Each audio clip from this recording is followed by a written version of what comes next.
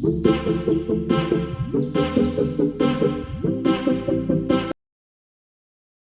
రోజు money topics లో మనం డబ్బుకి చాలా రకాల పేర్లు ఉన్నాయి. మీకు తెలుసా అండి? మీకు ఎవరికైనా డబ్బుకున్న పేర్ల గురించి మీకు తెలుసా? నాకు తెలుసండి. డబ్బుని ఎన్ని రకాలుగా పిలుస్తారో మీకు తెలుసా అండి? చాలా రకాలుగా పిలుస్తారు. డబ్బుకి బోల్డ్ రకాల పేర్లు ఉన్నాయి. ఆ పేర్లు ఏంటో మనం ఒకసారి చూద్దాం. ఇలా కూడా అంటారా? ఇలా మాట్లాడతారా? అందరికీ తెలుసు, అందరూ మాట్లాడతాం. తెల్లారులేస్తే డబ్బు గురించి ఇలా అంటారు, ఇలా అన్ని మాట్లాడతాం. కానీ ఇన్ని రకాలుగా మాట్లాడతాం అన్న విషయం ఎవరికి తెలీదు. ఈ రోజు మనం డబ్బుకి ఎన్ని పేర్లు ఉన్నాయో చూద్దాం. డబ్బుకు 100 రూపాయల నోటు, 20 రూపాయల నోటు, 100 రూపాయల నోటు, లేకపోతే 1000 రూపాయల నోటు అనుకుంటారా? కాదండి, ఇంకా చాలా పేర్లు ఉన్నాయి. అవి ఏంటో మనం ఇప్పుడు చూసేద్దాం. ఓకే, నెక్స్ట్ మనం కంటెంట్ లోకి వెళ్ళిపోదామండి. ఈ రోజు పెళ్లి రోజులు, పుట్టినరోజులు జరుపుకుంటున్న ప్రతి ఒక్కరికి నా శుభాకాంక్షలు తెలియజేసుకుంటున్నాను. మీరు ఇలాగే ఎన్నో పెళ్లి రోజులు, పుట్టినరోజులు జరుపుకోవాలని నేను మనస్ఫూర్తిగా కోరుకుంటున్నాను. ఈ నా చిన్న ప్రపంచంలోకి మీ అందరికీ ఆహ్వానం పలుకుతూ వెల్కమ్ టు వరల్డ్ ఆఫ్ వాణి. ఈ రోజు మన కంటెంట్ డబ్బు అనమాట. డబ్బు గురించి, డబ్బుకి ఎన్ని పేర్లు ఉన్నాయో చూసేద్దామండి ఒకసారి. ఏ డబ్బుని ఏ టైంని బట్టి డబ్బు పేరు మారుతుంది తెలుసు కదండి. తెలుసా అండి మీకు? టైం ఒక్కొక్క సిచ్యువేషన్ లో ఒక్కొక్క డబ్బుని ఒక్కొక్క రకంగా మాట్లాడతాం అనమాట. ఏ సిచ్యువేషన్స్ కి డబ్బుని ఎలా మాట్లాడతామో చూద్దాం. డబ్బుకి వివిధ పేర్లు అండి. దీని పెట్టిన పేరు డబ్బుకి చాలా రకాల పేర్లు ఉన్నాయన్నమాట. అవి ఏంటి ఇప్పుడు చూసేద్దామండి. ఒకటి, పెళ్లిలో పెళ్లి చేస్తారు కదండి. పెళ్లి చేసినప్పుడు అమ్మాయికి డబ్బులు ఇస్తారు. ఏ రూపంగా ఇస్తారు? కట్నం రూపంగా ఇస్తారు. పెళ్లిలో డబ్బుని కట్నం అంటారు. ఇప్పుడు పెళ్లిలో మనం కూడా వెళ్ళి చదివించామనుకోండి, వీళ్ళకి ఎంత వాళ్ళకి అంత. ఇప్పుడు పెళ్లి కొడుకు ధరకు ఒక 1000 రూపాయలు, 1016. ఇప్పుడు ఎవరో 150 తీసుకోవట్లేదండి, అందరికి 16 వేసేస్తున్నాం. అయ్యో, కరోనా టైంలో అయితే ఫోన్ పే కూడా చేసామని స్క్రీన్ షాట్ ఏంటిది QR కోడ్లు పెట్టారండి బాబు. నేను అలాంటి పెళ్లి కూడా అటెండ్ అయ్యాను. ఇంట్లో ఉండి జూమ్ లో పెళ్లికి అటెండ్ అవ్వడం అంట. ఇలాంటి విపత్కర పరిణామాలు ఏర్పడ్డాయండి. మన దౌర్భాగ్యం కాకపోతే ఏమనుకోవాలి. నాకు పెళ్లి మీద చాలా గౌరవం అండి. పెళ్లి అంటే కూడా చాలా ఇష్టం. ఎవరైనా పెళ్లి చేసుకుంటే నాకు ఎంత ఇష్టమో, నాకు చాలా ఇష్టం. ఓకే, పెళ్లికి ఇచ్చే డబ్బుని మనం కట్నం పేరుతో పిలుస్తాం. అది డబ్బే, కానీ దాని పేరు కట్నం అనమాట. గుళ్ళో డబ్బులు మనం ఒక బెగ్గరికి డబ్బులు వేస్తాం, లేదంటే హుండీలో డబ్బులు వేస్తాం. హుండీలో డబ్బులు వేస్తే ఏమంటామండి? ముడుపులు. ఓకేనా? అదే బెగ్గరికి వేస్తే దానం. అవునండి, ఇది డబ్బే. మనం బెగ్గరికి ఎంత వేసినా కూడా 5 రూపాయలు వేసినా 10 రూపాయలు వేసినా డబ్బులు వేస్తున్నాం అనం, దానం చేసాం అంటాం కదండి. ఓకే, నెక్స్ట్ స్కూల్లో పిల్లలకి కడతాం, డబ్బులు పట్టుకెళ్ళి కడతాం. ఏం కడతాం? డబ్బులు పట్టుకెళ్ళి ఫీజులు కడతాం. డబ్బుకి మరో పేరు ఫీజు అనమాట. పిల్లలకు కట్టే డబ్బుని ఏమంటాం? ఫీజులు అంటాం. నెక్స్ట్, ఇప్పుడు ఈ మాట మాట్లాడడానికి నాకు చాలా బాధాకరంగా ఉంటుంది. ఎప్పుడు కూడా ఈ మాట అంటే నాకు చాలా బాధ వస్తుంది. ఎందుకంటే విడాకుల విషయంలో విడాకులు తీసుకునే వాళ్ళకి భార్యకి ఇస్తారు. ఏంటంటే అది భార్యకి ఇచ్చేది ఏంటి? భార్యకి డబ్బులే కదా ఇస్తారు. మరి డబ్బులు ఇస్తున్నారా అనరు. దాన్ని ఏమంటారు? స్పెషల్ గా భరణం. ఏమండి? భరణం ఇస్తున్నారు అంటారు. చూడండి, డబ్బు కింది పేర్లు. ఒక్క 100 రూపాయల నోటికి ఒక అదేంటంటారు, లక్ష్మీదేవికి చూసారా ఎన్ని పేర్లు పెట్టి ఈ సమాజం మార్చేసిందో. ఉన్నాయండి, ఇంకా వస్తా ఉంటాయి. ఓకే, విడాకుల్లో భార్యకి ఇచ్చేది భరణం అంటారు.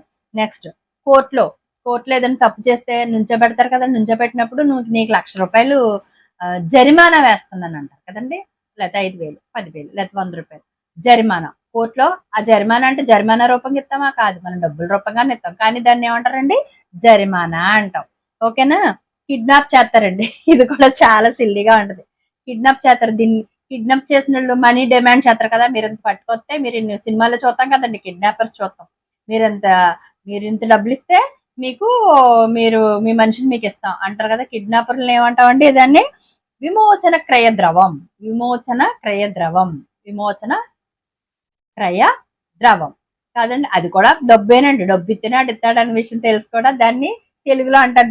ఈ వర్డ్ వెతకడానికి గూగుల్లో చాలా సెర్చ్ చేశాను. అసలు కిడ్నాపర్స్ చేసే మనీని ఎలా అంటే ఈ నోట్స్ రాసుకున్నప్పుడు నేను సెర్చ్ చేస్తే నాకు తెలిసింది ఏంటంటే, కిడ్నాపర్స్ కూడా వాళ్ళు మనీ డిమాండ్ చేస్తారు కదా. వాళ్ళ మనీని ఏమంటారని నేను గూగుల్లో సెర్చ్ చేస్తే ఎతగ్గా నాకు 3 hours అబౌవ్ పట్టిందండి ఈ ఒక్క వర్డ్ దొరకడానికి.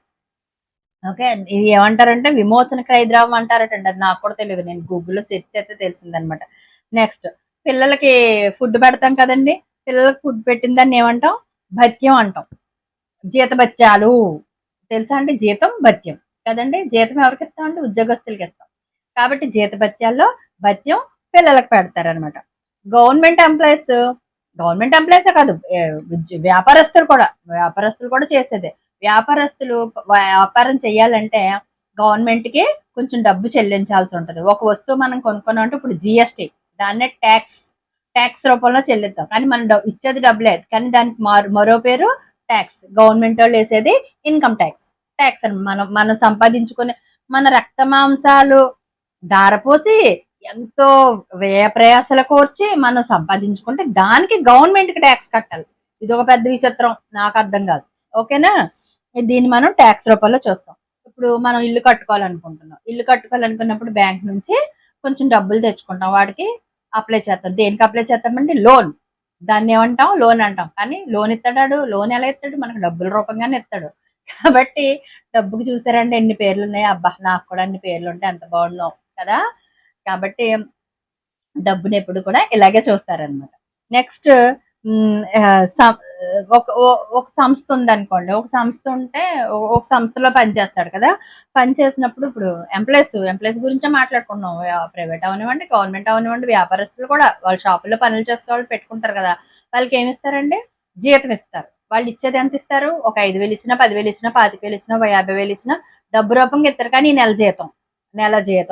నెల జీతం అనే పేరు మీద వాళ్ళు డబ్బులు ఇస్తారు. ఈ డబ్బుకి ఇది ఒక మారు పేరు అనమాట. ఎవరి దగ్గర డబ్బులు తీసుకున్నాం అనుకోండి, నీ దగ్గర నాకు ఏదో అవసరం అయింది, ఒక ఫ్రెండ్ అడిగాను, ఒక 50,000 60,000 అడిగాను, వాళ్ళ దగ్గర తెచ్చినాక వాళ్ళు ఏమంటారు? అప్పు తెచ్చాను అంటాం. కానీ వాళ్ళ దగ్గర మనం అప్పు అంటే ఏం అప్పు తెచ్చామండి? డబ్బు అప్పు తెచ్చాం. డబ్బునే అప్పు అంటాం అనమాట. అలా తీసుకునే రుణాన్ని డబ్బు అప్పు అంటాం. అలాగే ఒక ఓనర్ నుంచి వర్కర్ ఎలా అంటే డైలీ వేజెస్ ఉంటాయి తెలుసా మీకు? డైలీ వేజెస్ లో ఇప్పుడు ఇల్లు మారుతున్నాం అనుకుందాం. ఇల్లు మారినప్పుడు మనుషులు సామాన్లు ఎక్కించుకోవడానికి మనుషులు అవసరం అవుతారు కదా. మనకి సామాన్లు ఎక్కించుకోవడానికి మనుషులు అవసరమైనప్పుడు వాళ్ళని వేతనం ఇచ్చి తెచ్చుకుంటాం. వాళ్ళని వేతనం అంటాం, అంటే డైలీ కూలీ అనమాట. ఈ రోజు కూలి ఎంత బాబు? ఈ రోజు కూలి ఎలా పెరిగిపోయినాయండి బాబు. ఇల్లు కట్టాలంటే మేస్త్రికి 1,200, వర్కర్ కి 800, 800, 900 తీసుకుంటున్నారు. ఇలా అయితే మనం ఇల్లులు కట్టుకోగలమండి బాబోయ్, నా ఇల్లు ఏమైపోద్దు. కాబట్టి ఇలాగ ఒక్కొక్కరికి ఒక్కొక్క పేరు ఇస్తాం అనమాట. డబ్బునే ఇన్ని విధాలుగా డివైడ్ చేసి ఇంతమందికి పంచుతున్నప్పుడు, మనం కష్టపడ్డ డబ్బుని ఇంతమందికి మనం పంచుతున్నప్పుడు వారి యొక్క పరిస్థితిని బట్టి, అక్కడ యొక్క సిచ్యువేషన్ బట్టి డబ్బు యొక్క రూపం మారిపోతుంది, డబ్బు యొక్క మాట మారిపోతుంది, డబ్బు యొక్క స్థితి మారిపోతుంది అనమాట. డబ్బు స్థితి మారిపోయినా, డబ్బు రూపం మారిపోయినా, డబ్బు యొక్క సిచ్యువేషన్ మారిపోయినా కూడా అక్కడ మనం చెల్లించేది మనీనే. ఎందుకంటే వేలల్లోనూ, లక్షల్లోనూ, రూపాయల్లోనూ, కాయిన్స్ లోనూ ఎలాగో ఒకలాగా వాళ్ళకి చెల్లించేది మనీనే. ఆ డబ్బునే మనం ఎలా ఎలా చూస్తున్నాం? రకరకాల పేర్లతో పిలుస్తాం అనమాట. ఇలాగ జీతం అని, భరణం అని, పిల్లలకి ఫీజు అని, లేదంటే ఇన్కమ్ ట్యాక్స్ అని, లేదంటే కట్నం అని, లేదంటే భరణం అని, లేదంటే దానం అని, లేదంటే ముడుపని, ఇలాగ రకరకాల పేర్లతో పిలిచి డబ్బునే మనం స్ప్రెడ్ చేస్తూ ఉంటాం అనమాట. ఈ వచ్చి ఇన్కమ్ ని మనం చాలా జాగ్రత్తగా చేసుకోగలిగిన రోజుని మనం చాలా ముందుకు వెళ్తాం అనమాట. ముందుకు వెళ్ళాలి అని అనుకున్నప్పుడు అనవసరంగా వేస్ట్ ఖర్చులు పెట్టుకోకండి. ఎవరు వేస్ట్ ఖర్చులు అంటే ఏంటి? ఈ రోజుల్లో ప్రతిదీ అవసరం అవుతుందని. కరెక్టేనండి, ప్రతిదీ అవసరం ఉంటుంది. అవసరాన్ని కొన్ని రోజులు పక్కకు పెడితే అది మనకు అనవసరం అనిపిస్తుంది. అనవసరమైన విషయాలకు ఆకర్షించబడి ఉన్న డబ్బును పాడు చేసుకొని ఎవరు కూడా మీరు వేస్ట్ గా మీరు మనీ ఖర్చు పెట్టద్దు. బాగున్నాయండి డబ్బు పేర్లు బాగున్నాయా? డబ్బుకి ఇన్ని పేర్లు ఉంటాయని మీకు ఎవరికైనా తెలుసా? తెలీదా? మళ్ళీ ఒకసారి తెలుసుకుందామండి. ఎవరెవరిని ఏ ఏ విషయాల్లో డబ్బుని ఎలా పిలుస్తారో తెలుసుకుందామండి.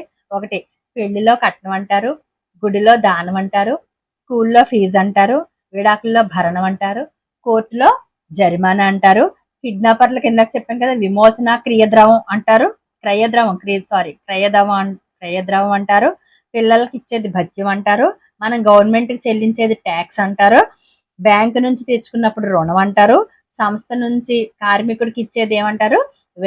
జీతం అంటారు, ఎవరి దగ్గర నుంచి మనం డబ్బులు తెచ్చుకుంటే దాన్ని అప్పు అంటారు, ఓనర్ టు వర్కర్ కి ఇచ్చేదాన్ని వేతనం అంటారు, అంటే డైలీ కూలీ అనమాట. చూసారండి, డబ్బుకి ఇన్ని పేర్లు ఉన్నాయని నాకు ఇప్పటి వరకు తెలియలేదండి. అయితే ఇవన్నీ నేను చాలా రీసెర్చ్ చేసి చేస్తున్నాను. నా వీడియోస్ మీకు నచ్చుతున్నాయండి. నచ్చితే లైక్ చేసి, షేర్ చేసి, సబ్స్క్రైబ్ చేయండి. ఒకసారి చదివితే, ఒకసారి వీడియో లోపల కంటే వెళ్తే మీకు తెలుస్తుంది. వీడియోస్ చూడండి, చూసి అర్థం చేసుకొని నాకు మంచి మంచి కామెంట్స్ పెట్టండి. అసలు ఎవరో కామెంట్స్ పెట్టట్లేదు. కామెంట్ పెట్టండి. కామెంట్ పెడితేనే కదా 10 మందికి వెళ్తుంది. కాబట్టి thank you so much all my subscribers. Thank you.